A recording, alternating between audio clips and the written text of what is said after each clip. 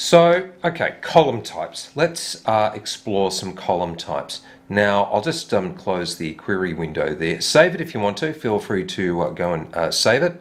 Save it under your Management Studio folder. But look, I'm just going to close it. So, column types. I'll talk about column types. I'll talk about the need for column types. A little exploration of column types is not going to get super technical. I'm just going to show you all you really need to know about the three basic column types. There's only three you need to know, and you just need to know the few rules about those three basic column types in order to write working queries.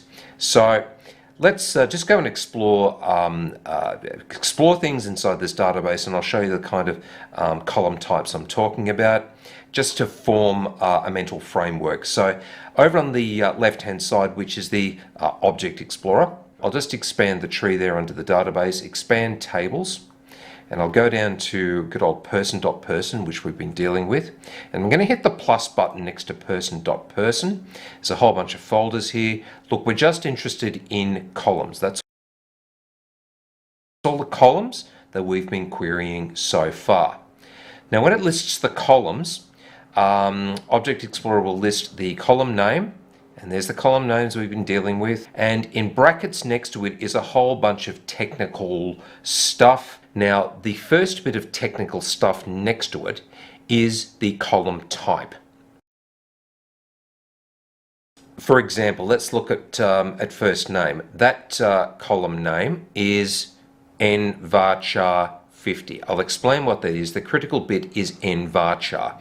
Nvarchar is the column type. Down here under last name, the column type again is nvarchar. And if we go back up to business entity, which we were querying just a second ago, that column type is int, which is actually short for integer. And I'll show you, with respect to the nvarchars we were looking at a second ago, I'll tell you what that means, what it stands for, but again, you don't really need to know it. So I'm just showing you where to find out what the data type of that column is, and I'm going to show you an easy sort of way to remember what group they belong to, what type of types, if you like, what family of types these things belong to, and then you'll know how to treat different columns when you are querying them. So let's go do a bit of a discussion about the various data types within SQL Server, because this is SQL Server, remember, but I'm also going to explore those types as they relate to the other platforms that you may be working in, Oracle and MySQL. Okay, so column types. Why do we have different column types? Well, one of the purposes of column types is that it can control the type and the range of data that is entered into a particular column. For example, we need some sort of control to stop, letters A to Z, A, B, C should not go into a number field. That just simply wouldn't make sense to put someone's address into a field that's supposed to contain someone's salary, because someone comes along, looks at that field and goes, oh, why have they got a salary of ABC? It doesn't make sense.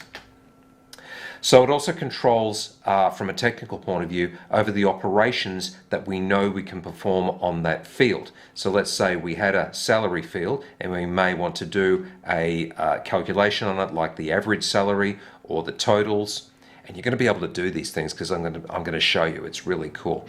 Average, totals, or arithmetical calculations on a, say, salary column.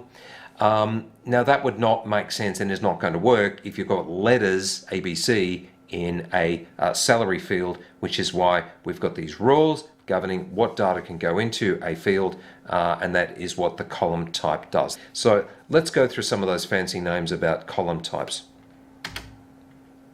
Okay, now I've talked about column types and we've seen some pretty fancy names of column types.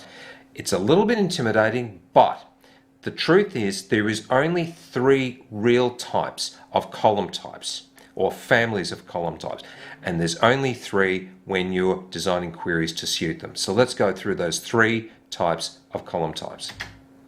Text columns. We've been dealing with those so far. The names, the first name, the last name. Numerics, e.g. salary or totals, like a number of orders, that sort of thing. Now within numerics, you've got some subtypes. Integers, they are whole numbers. For example, order numbers. Orders on a particular stock item are whole numbers for the most part. Decimals, for example, a salary field. My salary for a week is $700.23. And the other family of column types is dates. There's other fancy types like binary ones, which are these special fields that contain data that you actually can't query. You can't go select on it and see like letters or dates or numbers coming out of it, because they're all these fancy ones or zeros. And an example of that is picture data. We're not going to be covering that. I'm just throwing it out there in case you see when browsing column types, you may see the word binary. I'm just informing you of its existence, so to speak. So we've got these three main family types: text, numeric, and dates. So let's explore some of the data types that SQL Server has to offer, and we're going to try and map those actual data types to these broad families of data types, those three broad families that we discussed a second ago. So let's explore the text data types within SQL Server. And in addition, we're going to explore the equivalents in a couple of other systems, Oracle and MySQL.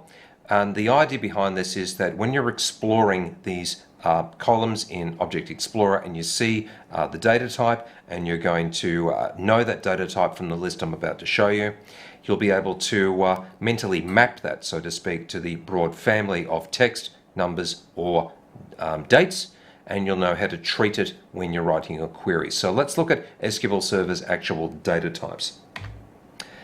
Char. Now, no one's actually sure if it's pronounced char or car. I've heard it pronounced both ways, but for this course, let's just call it char, because that's how I do it.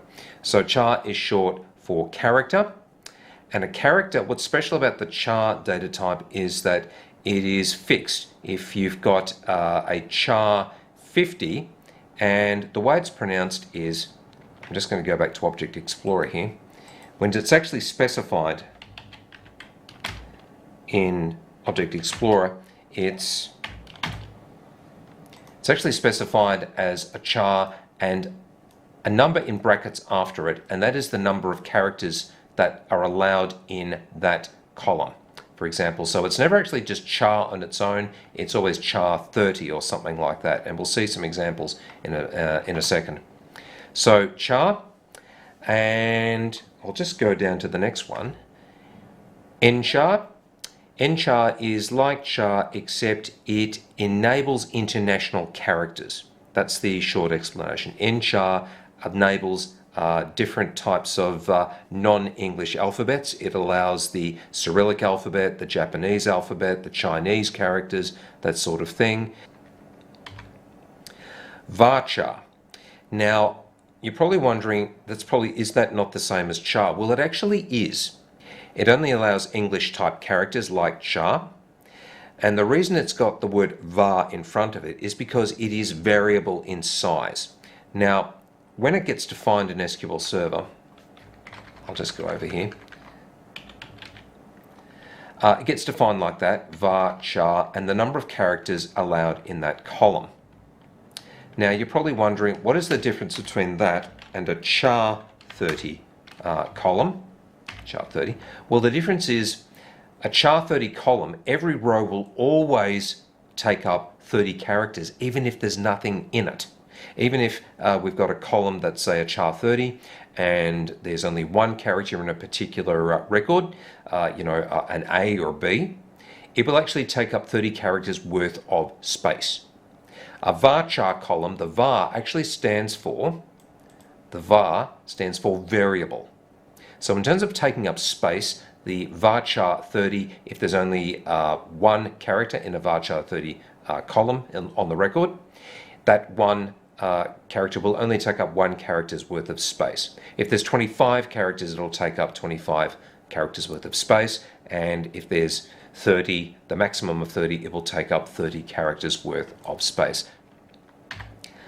And you're probably seeing a bit of a pattern there. There is also the N varchar. An N varchar is like a varchar, but it allows international characters, not just English characters. Now, with respect to Oracle, Oracle has equivalence data types much like those, and they are called, surprise, surprise, char, nchar, varchar, and nvarchar. They're exactly the same. So everything I've just shown you and everything that you're going to see, you will see the same sort of thing if you've got an Oracle system. So that makes life a little bit easier. And if you've got a MySQL system that you're going to go away and start querying in the course of your work, you will find chars and varchars. So there's none of this N stuff.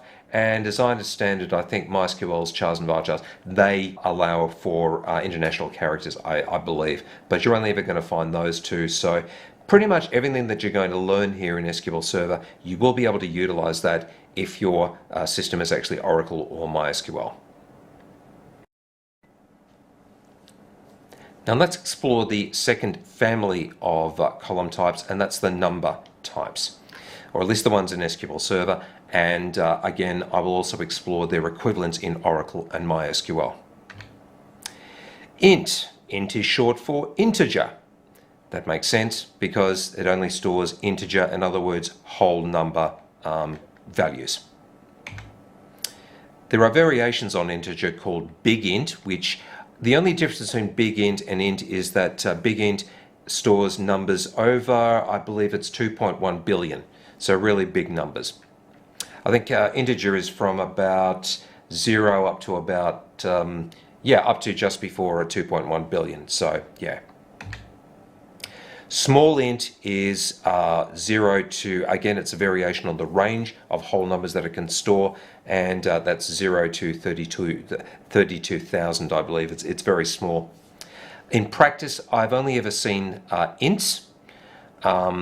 I've only ever seen big ints in very limited circumstances. Small ints, never even used them, so there you go. Quite often you're only going to see ints and big ints. Again, in terms of writing queries, it makes no difference really whether it's an int, a big int, or a small int. You will treat them the same, and we saw an example of that when we were writing that query for the prime key. When we put in the value, we didn't quote it, we didn't put quotes around it. So that sort of rule, the same sort of rules apply to all three. So you really don't need to know the difference between int, big int, and small int. If it's an int, you treat it accordingly, and we're going to cover that as we go on. There is also money data types, and an example of that is, I'll go back here to Object Explorer.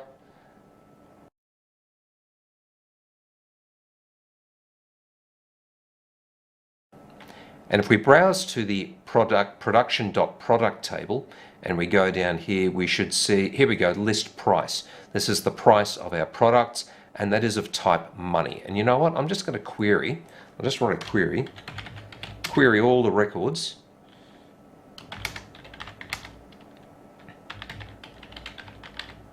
dot and execute.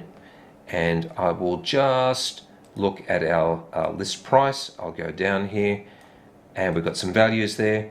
Now, for your information, the money is a little bit special because all it enables is 4 decimal places. That's all. You've got other data types that allow decimals going way off to the right there, but money ones only allow 4 in case you want to go 0.01 of a cent or something like that.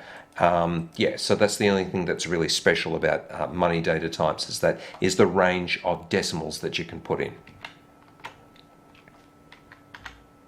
And then you've got float, which is basically a float. The reason it's called float, an example of a float is basically it's a decimal, but it's called a float because it can store something like 19.1 or 2.637 or 100.12. And the reason it's called float is because the decimal place can be it can be 1 decimal, it could be after 1 decimal, or after 5 decimals, or after 2 decimals. In other words, it can sort of float as to its position in the number. So floats are pretty cool because you can have flexibility as to the range of decimals that you can store. That's about as technical as we have to get. I'm not expecting you to know all this stuff. Basically, all you need to know is how these are treated in terms of writing queries, whether it's an int, big int, small int, money, float, decimals or whole numbers. We're going to be treating them the same in terms of writing queries and the types of operations we can perform on them.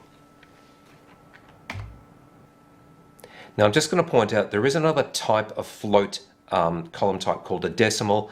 I'm not even going to go into why a float is different to a decimal. Leave us say decimal is just, it's like a float, there's decimals involved, but it is a numeric type like all the other ones, and we'll be treating it accordingly. But let's move on to the equivalents in Oracle and MySQL. Oracle is dead simple. It's only got one number type and it's called number, which makes perfect sense. MySQL has exactly the same data type names equivalents as does SQL Server. So basically, again, everything I'm showing you in SQL Server, you will be able to apply to these other two platforms if that is what you are working with. Lastly, let's look at the date types. There aren't many of those, but let's just go through them. The SQL Server date types. One is called date, which makes perfect sense. And there's another more common one called date time. The difference between date and date time is capable of storing time as well as the date. I tend to find date times more common than dates, but they're essentially treated the same. That said, there are a few tricks when dealing with date time that you've got to be aware of, and we will cover those. So date and date time, that's pretty much it. But again, in terms of writing queries for them, the mechanics of it and the syntax is essentially the same, and we'll go through that.